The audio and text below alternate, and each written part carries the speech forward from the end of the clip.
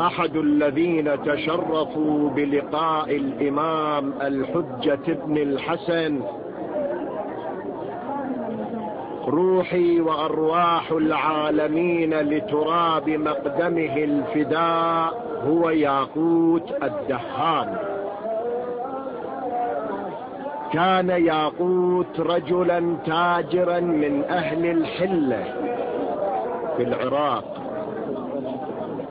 وكان من أهل السنة والجماعة، وكان أقرباؤه أيضا من السنة، إلا أن أمه كانت من شيعة أهل البيت عليهم السلام.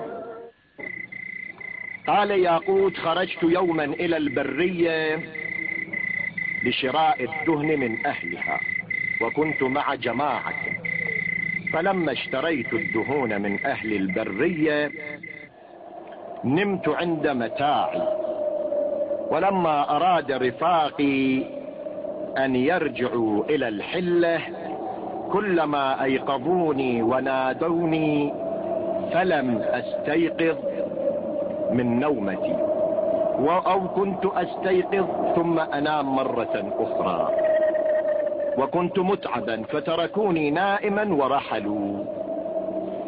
فلما استيقظت لم أجد رفاقي ولم أعرف الطريق، فضللت في البادية.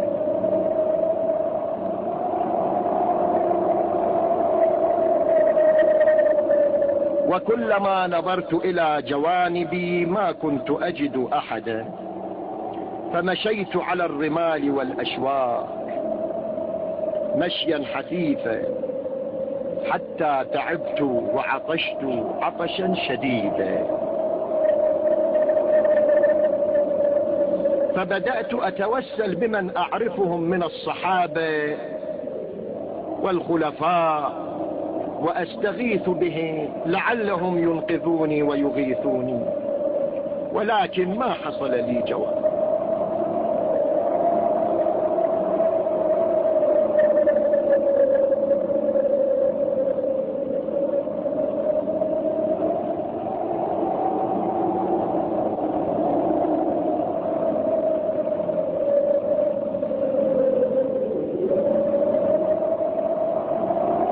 فتذكرت كلام أمي إذ كانت تحدثني بأن الشيعة عندهم إمام حي موجود، وهو إمامهم 12 أبو صالح المهدي المنتظر عجل الله تعالى فرجه. فلما تعبت من السير وسقطت على الأرض تذكرت كلامها إذ كانت تقول: لم يستغيثوا بالإمام المهدي ملهوف إلا أغاثه، ولا يتوسل به ضال إلا هداه، ولا يطلب منه ذو حاجة حاجة إلا أعطاه. فبدأت أستغيث بالإمام المهدي وأقول: سيدي يا أبا صالح المهدي أدركني، يا إمام الشيعة أدركني، والله لئن أنقذتني من هذه الشدة أعتنق مذهب أمي وأتمسك بك وبآبائك الطيبين. فكنت أبكي وأصرخ وأستغيث به، وكنت أقول: سيدي إذا أغثتني فإني أعترف بك وبآبائك بأنكم أئمتي وسادتي وأنتم خلفاء رسول الله. فكنت أستغيث به وأقول: سيدي يا أبا صالح المهدي، يا سيدي يا أبا صالح المهدي. فبينما أنا كذلك وإذا بي أنظر إلى سيد جليل واقفا أمامي وهو يحمل في يده إناء ماء فناولني، فشربت ونظرت إلى وجهه المنير فرأيت فيه جمالا بارعا لم أر مثله أبدا.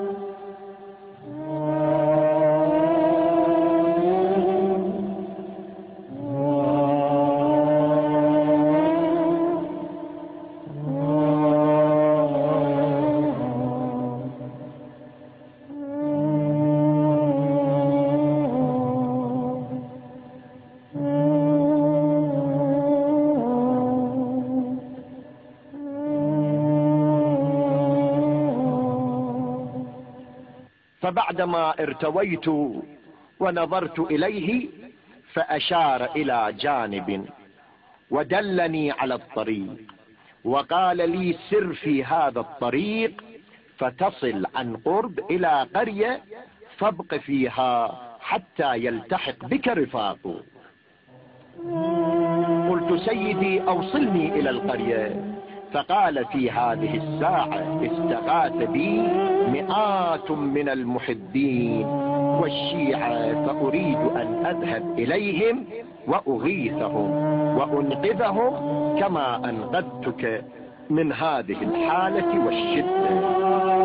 فغاب عني، فكنت أمشي خطوات وأرجع إلى خلفي وأنظر لعلي أراه مرة أخرى، ولكنه غاب عني. فمشيت ونظرت إلى خلفي ولكن لم أر منه أثرا، حتى استيأست من أن أراه مرة أخرى. فاستمررت في الماشي حتى وصلت إلى القرية.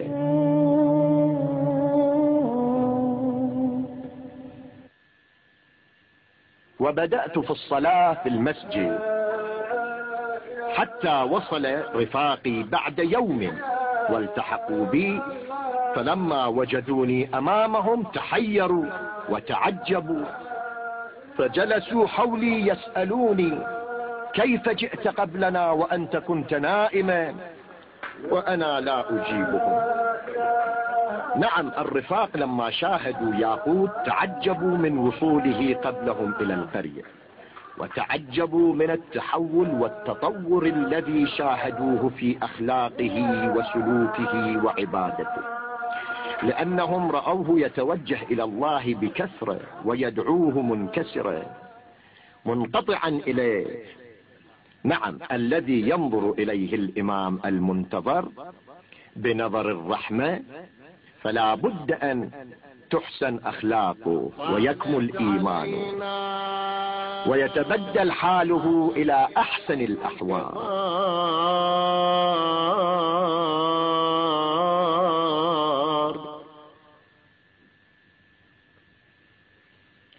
طالت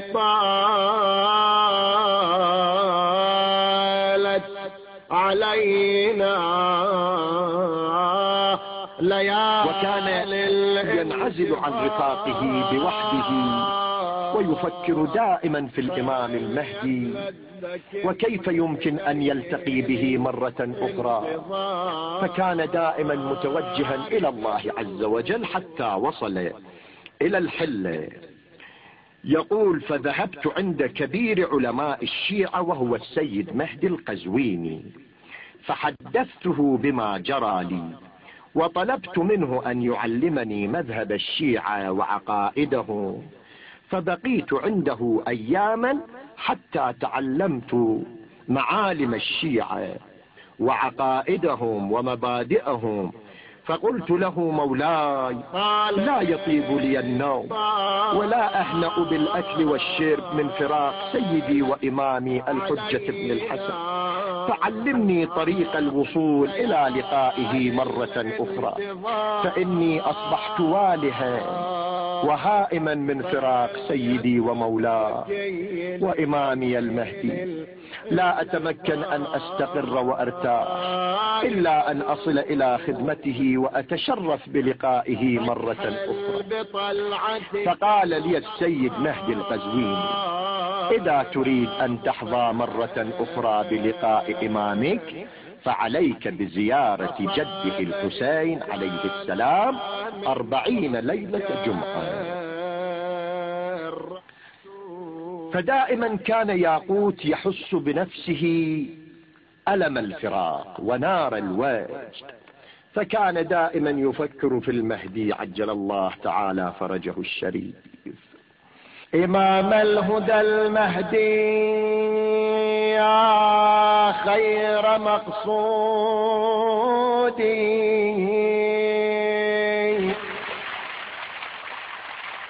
وأكرم مأمول إلى أهل توديدي،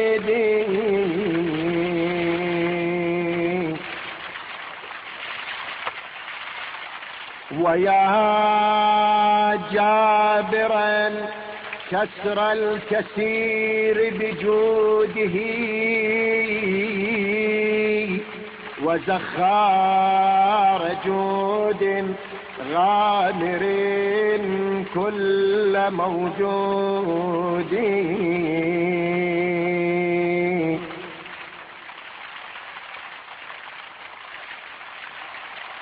وزخار جود غامر كل موجود.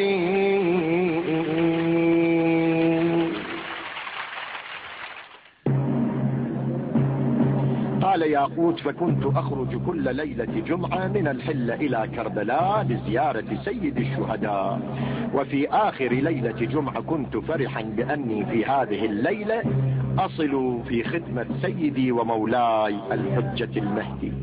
فلما خرجت من الحلة وإذا بالشرطة قطعوا الطريق وقالوا: لا يجوز أحد إلا بجواز من الحكومة. فتحيرت وتألمت وبدأت أستغيث بإمامي وسيدي وأقول بصوت خفي: سيدي يا أبا صالح المهدي، أغثني وأدركني. فبينما أنا كذلك وإذا بذلك السيد الجليل وهو سيدي ومولاي المهدي واقف أمامي، ثم جاء بجنبي فأخذ بيدي وعبرنا من البوابة بغير جواز ولم يعترض علينا أحد، فكأن الشرطة ما رأوا. ثم غاب عني سيدي ومولاي